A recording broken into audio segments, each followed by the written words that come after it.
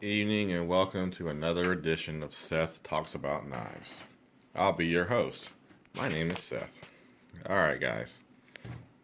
Today I have three knives to talk about, and as well as a special request to discuss my opinions on the Work Sharp.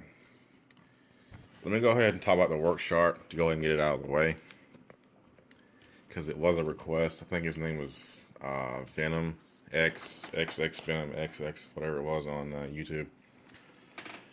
Now, Venom, you asked me my opinions on the Work Sharp. I have one. This is the standard one. It has the very ultra low grit belt, which is the green one, and then it has the mid, which is the red one, and then it has this one, which is the finishing one. You asked me my opinions on sharpening a sword with this, which, yeah, you can do it, but let me explain why I recommend the Harbor Freight belt sander up there over this. This is a fine tool for sharpening knives, because if you're like me, most of the time you get a knife in, you come home from work, it's in your mailbox. Very rarely do I ever get anything that it's on a day that I'm off, and I'm off 3 days a week, so I don't know. But anyway, it's loud. The Work Sharp is a fine tool in its own right. If you want to touch it, it's perfect for touch-ups and also grinding down. I don't use this ever to finish a blade. And let me explain what I mean by finish. When I finish a blade, I strop it with a leather strop, and I use green honing compound, and I coat it to the strop. This is not a strop. This is the 6,000 grit belt that the Work Sharp comes with. Now, I do that because I demand the very, very best possible edge that I can get on my knives. Most people don't need a knife quite as sharp as I get them, or a sword for that matter. So, long story short, to answer your question, yeah, it's a great tool. Let me explain how I do it. I use this. I use it freehand. I do not use the guard that sits on top of this. The reason for that is I prefer convex edges on my knives and my swords. So when you use the freehand, just for example, now you'll notice my Hisatsu has got some scuffing on it from where I use the belts freehand. I like this. I like the silver showing in the middle. To me, it gives it personality, and it just looks cool. The knife is already black as hell, which I like black, but to have the blade solid black, I think it looks really wicked to have that shape right there to where it goes up. Just a cool effect of using the Work Sharp freehand. You don't have to use it freehand, and even if you do, put some blue painter's tape on it. I was in a hurry. I didn't really plan for the effect, but it's a nice bonus. I tried sharpening it. The Sharpie made it look like just fucking stupid. So on my lunch hour tonight, I took some Windex and a towel and cleaned it off. But the point is, to sharpen a sword, you tape off the blade, unless you just don't give a crap about your finish or your hamon, whether it be aesthetic or real. Anyway, saying, for now, because I don't feel like getting a sword out, even though there's one sitting right there, let's just say, for argument's sake, this is a sword or a katana blade. To be honest, there's not much difference in the width. You may add a half an inch, whatever. Tape it off from the edge up, so none of this is getting touched by the belts. Believe it or not, blue painter's tape, which is, where is it at? This will protect any blade from these belts going through. Now will it protect against like a 30 grit belt? No.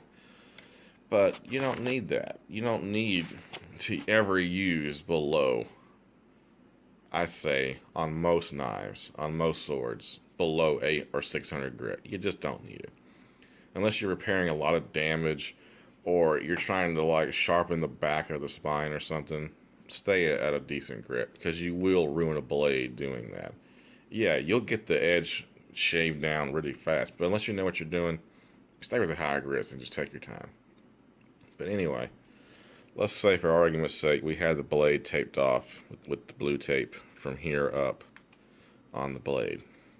And you say, well, how do you sharpen it? If you've watched my Seth super sharpening tutorial, then you already know the answer to that. When you push in on a belt sander, and the work sharp, that's all it is. Anyone that says this is anything but a small mini belt sander is full of shit. It's a belt sander. These are belts. It moves in a motion where the belt goes down. It's a fucking sander, okay? So when I sharpen a knife on the work sharp, even if I have a secondary bevel, I can do it freehand. See here? If this was beveled, it would just go like that and you draw through. You can see what you're doing. I don't trust guards or anything that blocks my vision from what I'm doing. Okay? I'm anal like that. Ken, shut up. But, yeah, I could easily go get some paint and touch this up. That's not the point. I like the look of it. Big deal. I could have taped it up. Oh well. But the Blue Parents tape will prevent you from going and damaging your blade. Now what this does when you do a sword is the blade flexes in and it wraps down to here on the cutting edge, which is kind of what I did with this. You see it touched here and then it wrapped down here, which is why this is ultra polished. And the paint's kind of messed up. But that's okay because I got that razor edge that I was going for. Now, if I was to do what I did last night and draw this across my hand, I would have to turn the camera off, limp my way to my car, and go to the hospital and get several stitches.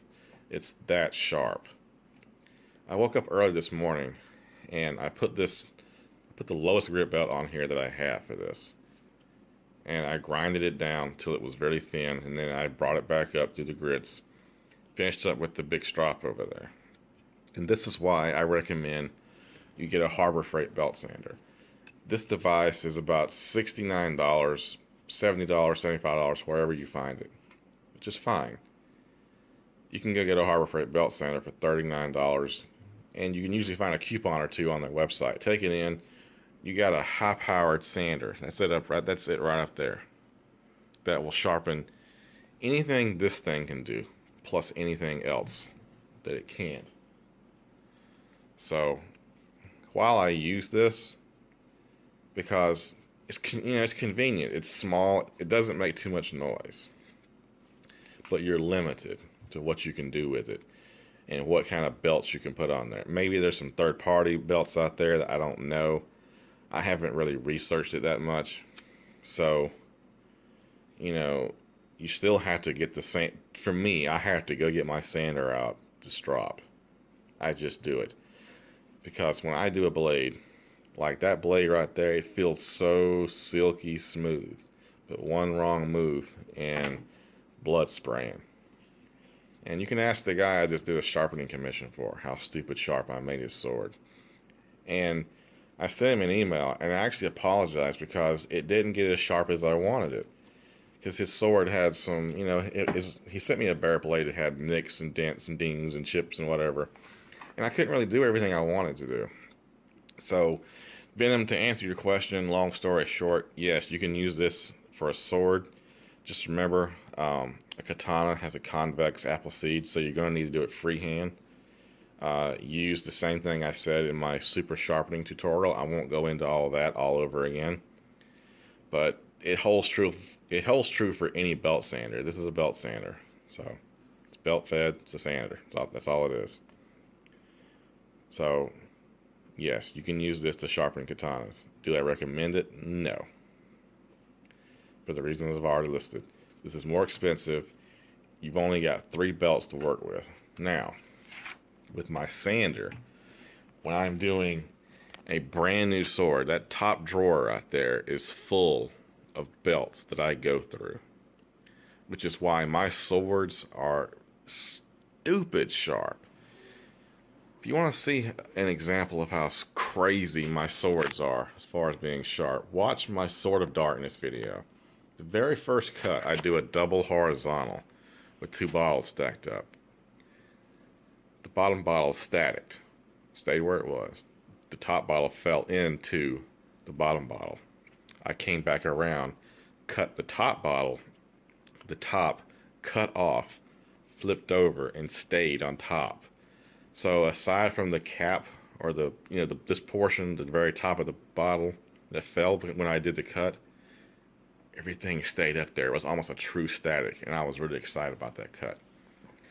So Harbor Freight belt sander, the links for all the belts I use are in my super sharpening tutorial video. So check it out. It's everything I learned from other people. This isn't something that I made up myself. I did not create this technique. I did not perfect this technique. This is just what I do. Okay? So I hope that answers any questions you have. Feel free to ask me anything. Will I sell this? No. I still use it. Like I said, it's good to just do a quick touch up on a knife, or to just, sand, because the difference is I use this on knives and not swords. The reason is because these belts are so thin. They're made for knives. Okay? You can work with this. A 1x30, it means that the belt is 1 inch wide. That doesn't sound like a lot. This blade is like, I think, 3 or 4 inches long. So the belt that you're using up there is 1/3 or 1/4, depending on your blade, the size of your knife. It doesn't leave you too much room for error, which is why I like using this to start out my knives. Because I can get this to where I want it to be to get ready for the strop. The strop isn't going to damage the blade. There's no chance of it. All it does is it fine-tunes. I don't know all the technical details about what's going on when the knife hits the strop. That's not what I'm here to tell you. All I know is that before I strop, the blade has a little bit of a toothy feel to it. When you strop, it is like a razor that you shave your face with. And if that's the edge that you're going for on your blade, that's what I recommend you do.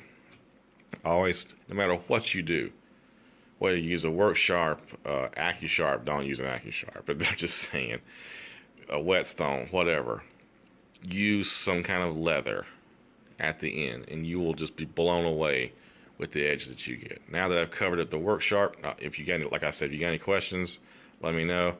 Drop them in the comments below. Let's get down to the knives. This is going to be a long video. I'm trying to keep it as short as I possibly can.